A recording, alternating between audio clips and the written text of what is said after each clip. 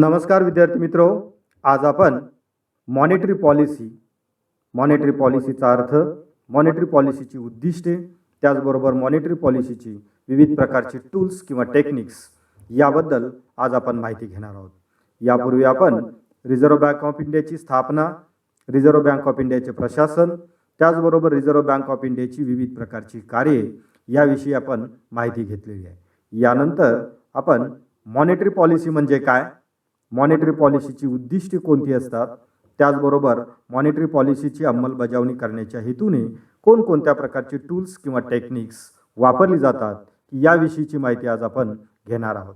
विद्यार्थी मित्रो, monetary policy ही त्या देशातील विशिष्ट अर्थव्यवस्थेमधील मध्यवर्ती बँकेची अशी पॉलिसी असते की ज्या पॉलिसीच्या माध्यमातून त्या देशातील चलनाचा पुरवठा, त्या देशातील बँकांचा पतपुरवठा, त्याचबरोबर त्या देशातील व्याजदराचे नियंत्रण करण्यासाठीचे हे एक वैशिष्ट्यपूर्ण धोरण असते की ज्याला आपण मौद्रिक धोरण किंवा चलनविषयक धोरण असे आपण म्हणतो.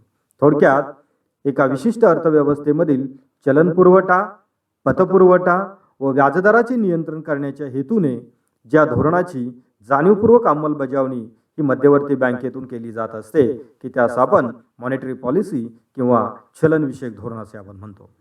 चलनविषयक धोरणाची प्रमुख उद्दिष्टे जर आपण पाहिली तर या चलनविषयक धोरणाची 5 महत्त्वाची उद्दिष्टे आपल्याला त्या ठिकाणी दिसून येतील. त्यामध्ये पहिलं आणि अत्यंत महत्त्वाचं उद्दिष्ट म्हणजे न्यूट्रॅलिटी ऑफ मनी, म्हणजेच तटस्थ पैसा. तटस्थ पैसा म्हणजे एखाद्या विशिष्ट अर्थव्यवस्थेमधील पैशाच्या पुरवठ्यामधील बदल आणि त्या देशातील वस्तू व सेवांच्या पुरवठ्यातील बदल यामध्ये साधर्म्य साधणे किंवा त्यामध्ये समानता प्रस्थापित करण्याचा प्रयत्न करणे. समानता ही लौकिक अर्थाने असून की ती त्या ठिकाणी मॅथमॅटिकल दृष्टिकोनातून ही समानता नसते. थोडक्यात जेवढ्या किमतीच्या वस्तू आणि सेवांच्या उत्पादनामध्ये वाढ होईल तेवढ्या प्रमाणातच त्या देशातील एकूण पैशाच्या पुरवठ्यामध्ये वाढ करणं किंवा याउलट जेवढ्या प्रमाणात वस्तू आणि सेवांचा पुरवठा कमी होईल त्या प्रमाणात त्या देशातील चलनाचा पुरवठा नियंत्रित करणं म्हणजेच न्यूट्रॅलिटी ऑफ मनी होय. त्याचबरोबर अर्थव्यवस्थेमधील किंमत स्थैर्य प्रस्थापित करणं म्हणजेच प्राइस स्टॅबिलिटी निर्माण करणं हे देखील मॉनेटरी पॉलिसीचं अत्यंत महत्त्वाचं उद्दिष्ट आहे. प्राइस स्टॅबिलिटी म्हणजे एका विशिष्ट अर्थव्यवस्थेमधील वस्तू व सेवांच्या किमतीमध्ये फार मोठ्या प्रमाणात चढ उतार होऊ नयेत यासाठी reserve bank of India monetary पॉलिसीच्या माध्यमातून विविध प्रकारचे प्रयत्न करत असते की ज्याला आपण प्राइस स्टॅबिलिटी असं म्हटलं जातं. त्यासाठी मध्यवर्ती बँका किंवा भारतातील रिझर्व्ह बँक ही त्या ठिकाणी प्राइस टार्गेटिंग यासारख्या टेक्निकचा उपयोग करत असते. तिसरं आणि महत्त्वाचं उद्दिष्ट म्हणजे एक्सचेंज रेट स्टॅबिलिटी की ज्याला आपण विनिमय दरातील स्थैर्य असं आपण म्हणतो. विनिमय दर म्हणजे एका देशाच्या चलनाचे रूपांतर दुसऱ्या देशाच्या चलनामध्ये करण्यासाठीचा जो दर असतो त्या दरास आपण विनिमय दर किंवा त्यालाच हुंडनावळीचा दर असेही म्हटले जाते की या दरामध्ये फार मोठे चढ उतार झाल्यास आयात उत्पन्न व निर्यातीचा खर्च यामध्ये खूप मोठ्या प्रमाणात बदल होत असतात. त्याचा विपरीत परिणाम आयात निर्यात व्यापार आणि आयातक आणि निर्यातक व्यापाऱ्यांच्या खर्च आणि उत्पन्नावरती होत असतो की ज्याचा विपरीत परिणाम आंतरराष्ट्रीय व्यापारावरती होण्याची शक्यता असते. आणि म्हणून विनिमय दरामध्ये स्थैर्य राखण्याचा प्रयत्न रिझर्व्ह बँक ऑफ इंडिया करत असते. विनिमय दरातील स्थैर्य याचा अर्थ विनिमय दरामध्ये कोणताही बदल होऊ न देणे असा होत नसून की एका विशिष्ट मर्यादेमध्ये त्यामध्ये होणारे चढउतार नियंत्रित करण्यासाठी मध्यवर्ती बँका प्रयत्न करत असतात. त्याचबरोबर चौथं उद्दिष्ट की जे पूर्ण रोजगाराचं आहे म्हणजेच फुल एम्प्लॉयमेंट. एखाद्या विशिष्ट अर्थव्यवस्थेमध्ये पूर्ण रोजगार प्रस्थापित करणं ही एक मॉडेल सिच्युएशन असते. म्हणजेच कोणत्याही अर्थव्यवस्थेमध्ये 100% काम करणाऱ्या हातास काम देणं शक्य होत नाही, परंतु त्या देशातील अधिकाधिक लोकांना अधिकाधिक भांडवली सामग्रीस व उत्पादन सामग्रीस एम्प्लॉयबल करणं किंवा त्यांचा वापर घडवून आणण्याच्या दृष्टिकोनातून मध्यवर्ती बँका सातत्याने प्रयत्न करत असतात. आणि आपली रिझर्व्ह बँक देखील याच दृष्टिकोनातून विविध प्रकारचे प्रयत्न मौद्रिक धोरणाच्या माध्यमातून करत असते. या सर्व उद्दिष्टांचं अल्टिमेट टार्गेट म्हणजेच इकॉनॉमिक डेव्हलपमेंट त्या देशाची आर्थिक प्रगती साध्य करणं या महत्त्वाच्या उद्दिष्टासाठी किंवा या लॉंग टर्म टार्गेटसाठी हे सर्व वेगवेगळ्या प्रकारची व्यूहरचना किंवा त्या ठिकाणी पॉलिसी अरेंजमेंट मध्यवर्ती बँकांच्याकडून केली जात असते. मौद्रिक धोरणाची अंमलबजावणी करण्यासाठी किंबहुना मौद्रिक धोरणामध्ये घ्यावयाचे निर्णय हे निर्णय फायनल करण्याच्या उद्देशाने रिझर्व्ह बँक ऑफ इंडियामध्ये मॉनिटरी पॉलिसी कमिटी ही स्थापन करण्यात येते. मॉनिटरी पॉलिसी कमिटी म्हणजेच MPC या मॉनिटरी पॉलिसीचे एकूण 6 मेंबर्स असतात की ज्यामध्ये प्रामुख्याने रिझर्व्ह बँक ऑफ इंडियाचे गव्हर्नर हे मॉनिटरी पॉलिसी कमिटीचे चेअरमन असतात, तर मॉनिटरी पॉलिसी डिपार्टमेंटचे इन्चार्ज असणारे डेप्युटी गव्हर्नर हे त्याचे मेंबर असतात. त्याचबरोबर मॉनिटरी पॉलिसी डिपार्टमेंटमध्ये काम करत असणारे एक एक्झिक्युटिव्ह डायरेक्टर देखील या मॉनिटरी पॉलिसी कमिटीचे मेंबर असतात. या व्यतिरिक्त 3 वेगवेगळ्या क्षेत्रातील तज्ज्ञ व्यक्तींची नियुक्ती देखील या मॉनिटरी पॉलिसी कमिटीवरती केली जात असते. सध्याच्या मॉनिटरी पॉलिसी कमिटीमधील हे 3 एक्सपर्ट जर आपण पाहिले तर त्यामध्ये चेतन घाटे की जे इंडियन स्टॅटिस्टिकल इन्स्टिट्यूटमधील प्रोफेसर आहेत, त्याचबरोबर प्रोफेसर पामी दुआ या दिल्ली स्कूल ऑफ इकॉनॉमिक्सच्या डायरेक्टर आहेत, त्याचबरोबर Indian institute of management Ahmedabad की याचे प्रोफेसर रवींद्र ढोलकिया हे देखील या कमिटीचे मेंबर आहेत. अर्थात गरजेनुसार मॉनिटरी पॉलिसीमधील या 3 एक्सपर्ट हे बदलले जात असतात. गरजेनुसार त्यामध्ये नवीन मेंबर्स देखील ॲड केले जात असतात. तर साधारणपणे भारतातील रिझर्व्ह बँकेच्या चलनविषयक धोरणाची निर्मिती करणं, ते डिझाईन करणं व ते इम्प्लिमेंट करण्यासाठीची स्ट्रॅटेजी अलाइन करणं यासाठी रिझर्व्ह बँक ऑफ इंडियामध्ये ही मॉनिटरी पॉलिसी कमिटी कार्यरत असल्याचे आपल्याला दिसून येईल. पण चलनविषयक धोरणाची वेगवेगळ्या प्रकारची साधने किंवा टूल्स और इन्स्ट्रुमेंट्स याबद्दल माहिती घेणार आहोत. टूल्स किंवा इन्स्ट्रुमेंट्स हे असे त्या ठिकाणी टेक्निक्स आहेत की ज्याचा वापर मौद्रिक धोरणाची उद्दिष्टे साध्य करण्यासाठी त्याचा उपयोग केला जात असतो. त्याची वर्गवारी किंवा त्याचे वर्गीकरण हे 2 प्रकारामध्ये केलं जातं. एक म्हणजे क्वांटिटेटिव्ह टूल्स आणि दुसरा प्रकार जो आहे तो म्हणजे क्वालिटेटिव्ह टूल्स. क्वांटिटेटिव्ह टूल्स म्हणजेच संख्यात्मक साधने आणि क्वालिटेटिव्ह टूल्स म्हणजेच गुणात्मक किंवा निवडक साधने. यामधील क्वांटिटेटिव्ह टूल्समध्ये जर आपण पाहिलं तर प्रामुख्याने त्यामध्ये 6 वेगवेगळ्या टूल्सचा आणि टेक्निकचा समावेश होतो की ज्यामध्ये पहिला bank rate policy. Bank rate म्हणजेच मध्यवर्ती बँकेकडून देशातील बँकिंग संस्थांना ज्या व्याजदराने कर्जपुरवठा उपलब्ध करून दिला जातो त्यास आपण बँक दर असं आपण म्हणतो. विद्यमान बँक रेट हा 4.65% इतका निर्धारित करण्यात आलेला आहे. वेळोवेळी अर्थव्यवस्थेमधील परिस्थितीनुसार की या दरामध्ये बदल केले जातात. त्याचबरोबर स्टॅट्युटरी लिक्विडिटी रेशो म्हणजेच आपण याला SLR असं आपण म्हणतो. SLR म्हणजेच बँकिंग संस्थांनी आपल्याकडे संकलित केलेल्या निव्वळ डिमांड अँड टाईम लायबिलिटीज म्हणजेच मागणी ठेवी आणि मुदत ठेवीमध्ये संकलित केलेल्या एकूण रकमेच्या विशिष्ट रक्कम ही बँकांनी स्वतःकडे रोख स्वरूपात किंवा डेसिग्नेटेड सिक्युरिटीजमध्ये ठेवणं आवश्यक आहे. बँकांच्या दैनंदिन देवाणघेवाणीच्या गरजांची पूर्तता करण्यासाठी रिझर्व्ह बँकेने SLRचा रेशो हा ठरवून दिलेला असतो. सध्या तो 18.50% इतका निर्धारित करण्यात आलेला आहे. म्हणजेच रिझर्व्ह बँक ऑफ इंडियाच्या निर्देशानुसार बँकांनी 100 कोटी रुपयाच्या डिपॉझिट संकलित केले असता त्यामधील 18.50 कोटी रुपये SLRमध्ये मेंटेन करणं हे आवश्यक आहे. SLRमध्ये बँकांच्याकडील रोख रक्कम, त्याचबरोबर विदेशी कर्ज रोख्यामधील रक्कम, गोल्डमधील रक्कम, त्याचबरोबर रिझर्व्ह बँक ऑफ इंडियाने डेसिग्नेटेड केलेल्या ज्या काही सिक्युरिटीज असतात या सिक्युरिटीजमधली इन्व्हेस्टमेंट देखील समाविष्ट असते. त्यानंतर तिसरं टूल म्हणजेच कॅश रिझर्व्ह रेशो, ज्याला CRR असं म्हटलं जातं. CRR हा 4% असून CRR म्हणजे असा निधी की ज्यामध्ये भारतातील बँकिंग संस्थांनी आपल्याकडे संकलित केलेल्या एकूण ठेवीमधील विशिष्ट रक्कम ही रिझर्व्ह बँक ऑफ इंडियाकडील करंट अकाउंटमध्ये जमा करणं आवश्यक असतं. सर्वसाधारणपणे ही एक प्रकारची सिक्युरिटी डिपॉझिट म्हणून कन्सिडर केली जाते. म्हणजेच बँकिंग संस्थांनी 100 कोटी रुपयाच्या ठेवी गोळा केल्या असता त्यामधील 4 कोटी रुपये RBIकडे CRR स्वरूपात ठेवणं बंधनकारक आहे. त्यानंतर चौथं टूल म्हणजेच ओपन मार्केट ऑपरेशन, की ज्याला आपण खुल्या बाजारातील कर्जरोख्यांची खरेदी विक्री असं आपण म्हणतो, की ज्यामध्ये रिझर्व्ह बँक ऑफ इंडिया अर्थव्यवस्थेमधील परिस्थितीनुसार आपल्याकडील सरकारी कर्जरोख्यांची खरेदी करणे किंवा त्याची विक्री करण्याचं कार्य करत असते, की ज्याचा संबंध रेपो रेट आणि रिव्हर्स रेपो रेटशी असतो, की ज्याच्या माध्यमातून अर्थव्यवस्थेमधील रोखता कमी करणं किंवा ती रोखता गरजेनुसार वाढवणं यासाठी ओपन मार्केट ऑपरेशनचा उपयोग वेळोवेळी केला जातो. त्याचबरोबर पाचवं त्या ठिकाणी टूल या ठिकाणी आपल्याला पाहाव्यास मिळत आहे ते म्हणजे मार्जिनल स्टँडिंग फॅसिलिटी.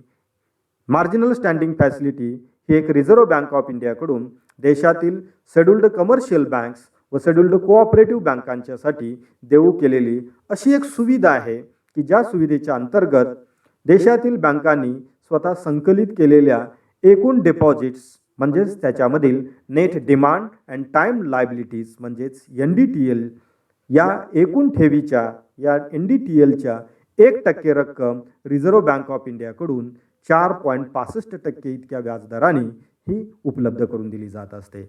यालाच मार्जिनल स्टँडिंग फॅसिलिटी रेट असे म्हटले जाते. सध्या तो दर 4.65% म्हणजेच बँक दरा इतका असल्याचे आपल्याला दिसून येते. त्यानंतर लिक्विडिटी ॲडजस्टमेंट फॅसिलिटी, की ज्याला LAF म्हणजेच लॅप असे म्हटले जाते.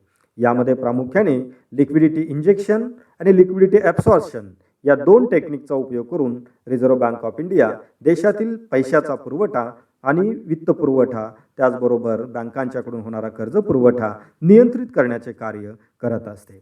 रेपो रेटच्या माध्यमातून रिझर्व्ह बँक ऑफ इंडिया देशातील अर्थव्यवस्थेमध्ये लिक्विडिटी इंजेक्ट करण्याचा प्रयत्न करत असते, म्हणजेच देशातील बँकिंग व्यवस्थेला अधिक पैसा उपलब्ध करून देऊन तो जनतेसाठी उपलब्ध होईल अशा प्रकारची indirect arrangement reserve bank of India करत असते. त्याचबरोबर म्हणजेच देशातील बँकिंग व्यवस्थेमधील पैसा रिझर्व्ह बँक ऑफ इंडिया स्वतःकडे काढून घेण्यासाठी जे टूल्स वापरते की त्यास आपण रिव्हर्स रेपो आपण म्हणतो, म्हणजेच लिक्विडिटी ॲब्सॉर्ब करण्यासाठी या टेक्निकचा उपयोग हा केला जातो, की ज्यामध्ये बँकिंग संस्था आपल्याकडील फंड्स हे रिझर्व्ह बँक ऑफ इंडियाकडील शासकीय रोख्यांच्यामध्ये गुंतवणूक करत असतात, की ज्यामधून बँकांच्याकडील निधी हा त्या ठिकाणी रिझर्व्ह बँक ऑफ इंडिया यांच्याकडे हँडओव्हर होत असतो. त्यासाठीचा जो रेट चार्ज केला जातो किंवा बँकांना ऑफर केला जातो त्यास आपण रिव्हर्स रेपो असं आपण म्हणतो. ही सर्व क्वांटिटेटिव्ह टूल्स असून याचा उपयोग अर्थव्यवस्थेमधील परिस्थितीनुसार रिझर्व्ह बँक ऑफ इंडिया करत असते. उदाहरणार्थ, जेव्हा अर्थव्यवस्थेमध्ये भाववाढीची परिस्थिती असते तेव्हा reserve bank of India bank rate वाढवते, त्याचबरोबर SLR, CRR यामध्ये वाढ करते, की ज्याचा परिणाम कर्जाचा व्याजदर वाढण्यावरती त्याचबरोबर बँकांच्याकडील रोख रक्कम कमी होण्यावरती होत असतो, की ज्यामुळे बँकिंग संस्था देशातील जनतेला कमी कर्ज पुरवठा करू लागतात. त्याचबरोबर कर्जावरील व्याजदर वाढतो, की ज्यामुळे लोक कर्ज घेण्याचं प्रमाण कमी करतात, की ज्याच्यामधून निर्माण होणारी संभाव्य मागणी कमी होऊन किमती कमी होण्यासाठी त्याचा उपयोग होत असतो. त्याचबरोबर ओपन मार्केट ऑपरेशन त्याचबरोबर लिक्विडिटी ॲडजस्टमेंट फॅसिलिटीच्या माध्यमातून की याच पद्धतीने लिक्विडिटी ॲब्सॉर्ब करणं किंवा लिक्विडिटी इंजेक्ट करणं यासाठी या तंत्राचा उपयोग हा केला जात असतो. म्हणजेच जेव्हा देशामध्ये भावघटीची परिस्थिती असेल की तेव्हा reserve bank of India open market ऑपरेशनच्या माध्यमातून पूर्वी घेतलेले शासकीय कर्ज रोखे बँकांच्याकडून रिझर्व्ह बँक ऑफ इंडिया परत घेईल व त्यांची रक्कम त्यांना व्याजासहित परत देईल, की ज्यामुळे बँकिंग संस्थांच्याकडील निधीमध्ये वाढ होईल व त्या अधिक मोठ्या प्रमाणात कर्ज पुरवठा करू शकतील, की ज्यामुळं मार्केटमधील संभाव्य मागणी वाढवून किंमत वाढण्यासाठी मदत होईल. तर याउलट जेव्हा अर्थव्यवस्थेमध्ये भाववाढीची परिस्थिती असते तेव्हा ओपन मार्केट ऑपरेशनच्या माध्यमातून रिझर्व्ह बँक ऑफ इंडिया या देशातील बँकांना मोठ्या प्रमाणात शासकीय कर्जरोख्यांची विक्री करेल व त्यांच्याकडील पैसा काढून घेईल व ॲटोमॅटिकली त्या बँकांच्याकडून होणारा कर्ज पुरवठा नियंत्रित होऊन भाववाढ नियंत्रण होण्यासाठी मदत होऊ शकते. म्हणजेच क्वांटिटेटिव्ह टूलचा उपयोग केला असता देशातील पैशाच्या पुरवठ्याच्या संख्येमध्ये वाढ किंवा घट त्या ठिकाणी होणार असते. म्हणजे थेट त्याचा उपयोग क्वांटिटी ऑफ मनी कंट्रोल करण्यासाठी होत असतो आणि म्हणून यास क्वांटिटेटिव्ह टूल्स असे म्हटले जाते. आता आपण क्वालिटेटिव्ह टूल्स म्हणजेच रिझर्व्ह बँक ऑफ इंडियाच्या मॉनिटरी पॉलिसीची निवडक किंवा गुणात्मक साधनांचा आपण अभ्यास करणार आहोत. विद्यार्थी मित्रो, क्वांटिटेटिव्ह टूल्स किंवा गुणात्मक साधने म्हणजे असे टूल्स की ज्याचा वापर केल्यामुळं अर्थव्यवस्थेमधील पैशाचा प्रवाह व त्याच्या डायरेक्शनमध्ये चेंज करता येणं शक्य होतं. अशी जी टूल्स आहेत की ज्यांना आपण क्वालिटेटिव्ह टूल्स असं आपण त्या ठिकाणी म्हणत असतो. ज्यामध्ये पहिलं टूल आहे ते म्हणजे सिक्युरिटी मार्जिन. सिक्युरिटी मार्जिन याचा अर्थ असा होतो की जेव्हा बँका आपल्या बॉरोवर्सला कर्जपुरवठा करत असतात तेव्हा त्यांच्याकडून विशिष्ट प्रकारची मालमत्ता तारण म्हणून घेत असतात. तारण मालमत्तेचं मूल्य व त्यास दिल्या जाणारा कर्जाची रक्कम याच्यामधली जी काही गॅप असते, याच्यामधले जे मार्जिन असतं की त्या मार्जिनलाच आपण सिक्युरिटी मार्जिन असं आपण म्हणतो. जेव्हा एखाद्या क्षेत्राचा कर्जपुरवठा वाढवण्याची गरज असते तेव्हा त्या ठिकाणचं सिक्युरिटी मार्जिन कमी केलं जातं व या उलट परिस्थितीमध्ये सिक्युरिटी मार्जिन वाढवलं जातं.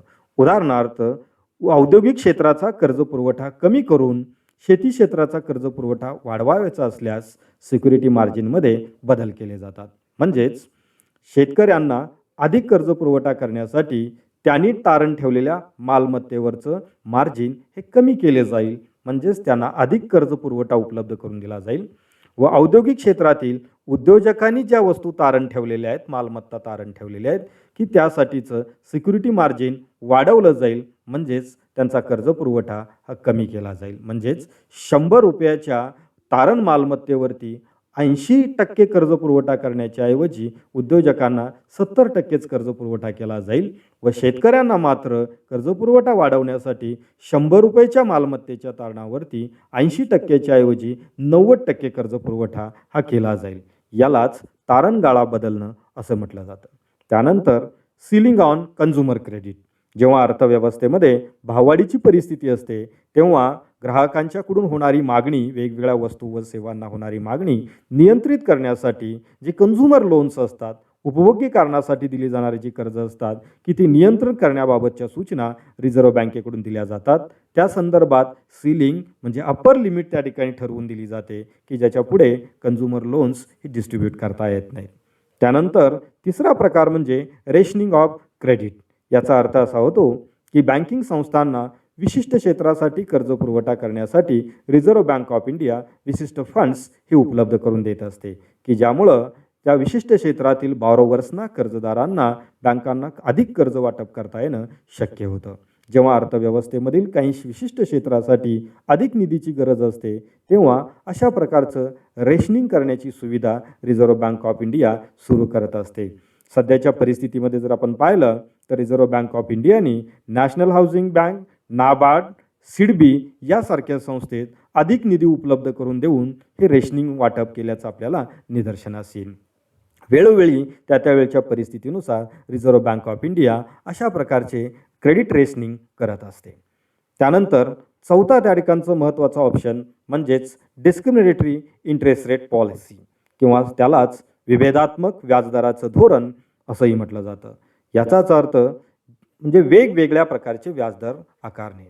उदाहरणार्थ, शेती क्षेत्राचा कर्जपुरवठा वाढवण्याची गरज आहे आणि औद्योगिक क्षेत्राचा कर्जपुरवठा कमी करण्याची गरज असते तेव्हा समान मुदत असणाऱ्या समान रकमेच्या कर्जावरती व्याजदर मात्र वेगवेगळा लावला जातो. म्हणजेच एका विशिष्ट रकमेच्या कर्जासाठी औद्योगिक क्षेत्राला 10% व्याजदर लावला जाईल व शेती क्षेत्रासाठी मात्र 6% किंवा 7% व्याजदर लावला जाईल. यालाच विभेदात्मक व्याजदराची नीती असे म्हटले जाते.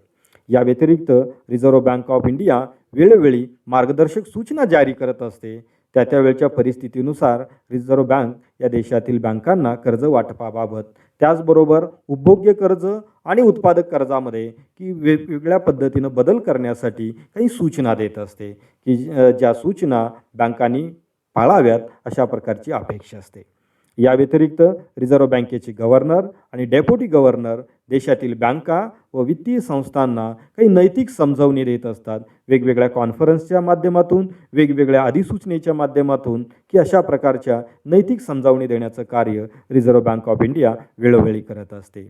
या उपर देखील बँकिंग संस्था रिझर्व्ह बँकेचे निर्देश पालन करत नसतील किंवा त्याप्रमाणे कर्ज पुरवठ्याचं वितरण करत नसतील तर त्यांना पेनल्टी लावणं किंवा दंड लावण्याची कार्यवाही देखील रिझर्व्ह बँक ऑफ इंडिया करत असते. आणि सर्वात शेवटचा अत्यंत एक महत्त्वाचा उपाय की जो क्वालिटेटिव्ह टूल्समध्ये अडॉप्ट केली जाण्याची शक्यता असते, अर्थात रिझर्व्ह बँक ऑफ इंडिया अशा प्रकारचं टूल फार कमीत कमी वेळा वापरावं लागेल अशा पद्धतीनं या सर्व गोष्टी मॅनेज करत असते.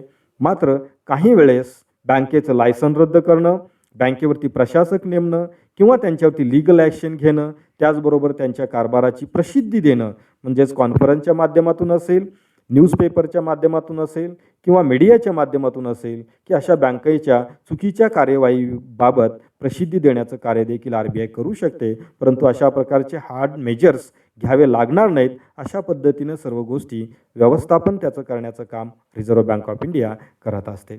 हे सर्व रिझर्व्ह बँक ऑफ इंडिया किंवा एखाद्या विशिष्ट देशातील बँकेच्या मध्यवर्ती बँकेच्या मॉनिटरी पॉलिसीचे हे वेगवेगळे टूल्स असल्याचे आपल्याला त्या ठिकाणी दिसून येईल की ज्याचा वापर देशातील पैशाचा पुरवठा, पतपुरवठा व व्याजदर नियंत्रित करून देशाच्या आर्थिक विकासाला योग्य दिशा देण्याचं कार्य मौद्रिक धोरण किंवा या चलनविषयक धोरणाच्या माध्यमातून मध्यवर्ती बँका करत असतात.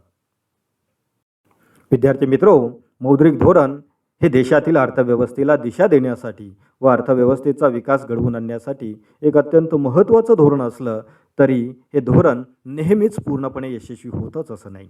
कारण त्यामध्ये अनेक वेगवेगळ्या प्रकारच्या मर्यादा आहेत, अनेक वेगवेगळ्या प्रकारचे अडथळे देखील की त्यामध्ये असल्याचे आपल्याला दिसून येतात.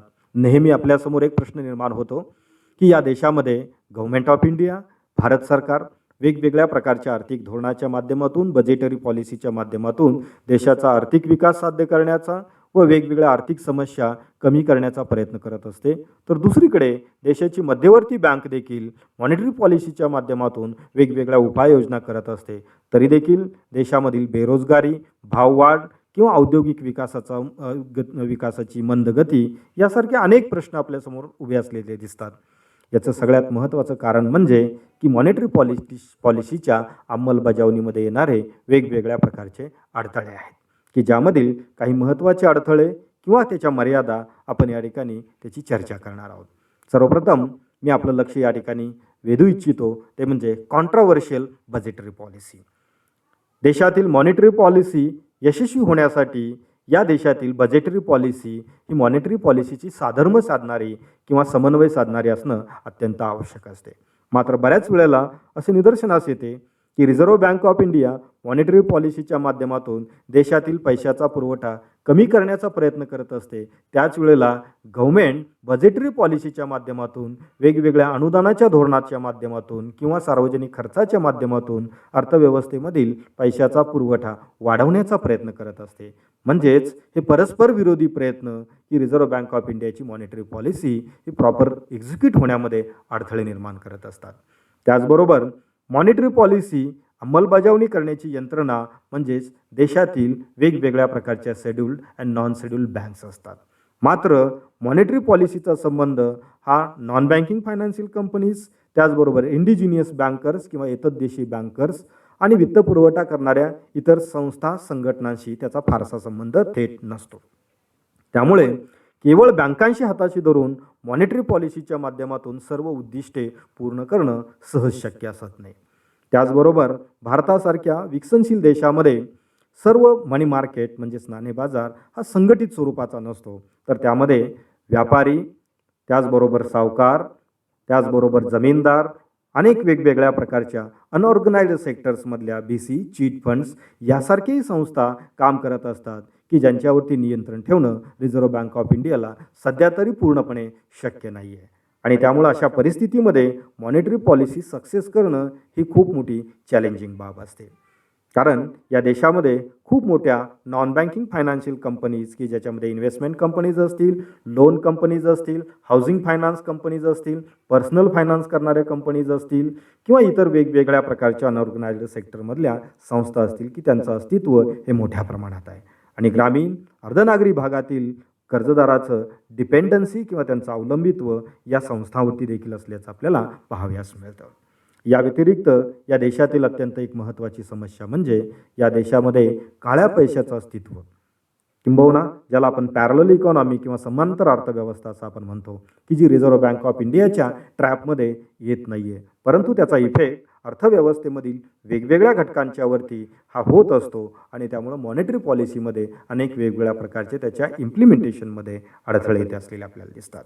आणखीन एक महत्त्वाचा विषय किंवा मर्यादा की ज्याच्याकडे मला आपलं मुख्यत्वे लक्ष वेधणं आवश्यक वाटतं ते म्हणजे मॉनिटरी पॉलिसी तेव्हाच यशस्वी होऊ शकते की जेव्हा त्या देशामधल्या वेगवेगळ्या प्रकारच्या इकॉनॉमिक ॲक्टिव्हिटीचं मेजरमेंट हे प्रॉपरली एक्झॅक्ट मेजरमेंट त्या ठिकाणी शक्य आहे, तिथेच मॉनिटरी पॉलिसी ही चांगल्या पद्धतीनं राबवता येते.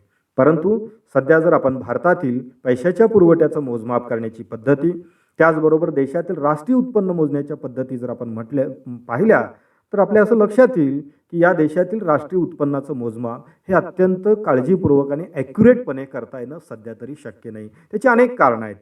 सर्वच उद्योग हे नोंदणीकृत उद्योग नाही आहेत आणि जे उद्योग नोंदणीकृत आहेत किंवा अनोंदणीकृत आहेत त्यांनी केलेल्या उत्पादनाची पुरेशी आणि योग्य आकडेवारी प्रशासनाकडे उपलब्ध होत नाही. त्यामुळे नेमकं देशाचं राष्ट्रीय उत्पन्न किती याचा एक्झॅक्ट आकडा हा RBIला उपलब्ध होऊ शकत नाही.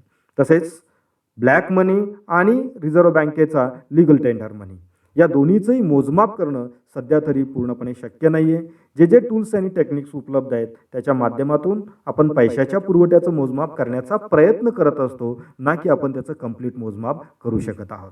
आणि यामुळं रिसोर्सेस आणि स्टॅटिस्टिकल डेटा हा आपल्याला योग्य पद्धतीनं उपलब्ध होत नसल्यामुळं ज्या स्टॅटिस्टिकल डेटाच्या आधारे मॉनिटरी पॉलिसी डिझाईन केली जाते ती पूर्णपणे यशस्वी होण्यामध्ये मर्यादा येतात.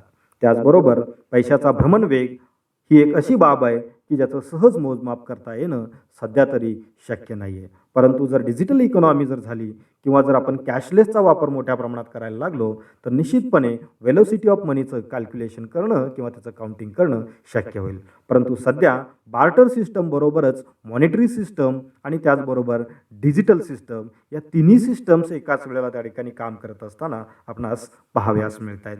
बार्टर सिस्टममध्ये किंवा या करन्सी सिस्टममध्ये वेलोसिटी ऑफ मनी त्या ठिकाणी मोजणं सध्या तरी पूर्णपणे शक्य नाही आहे.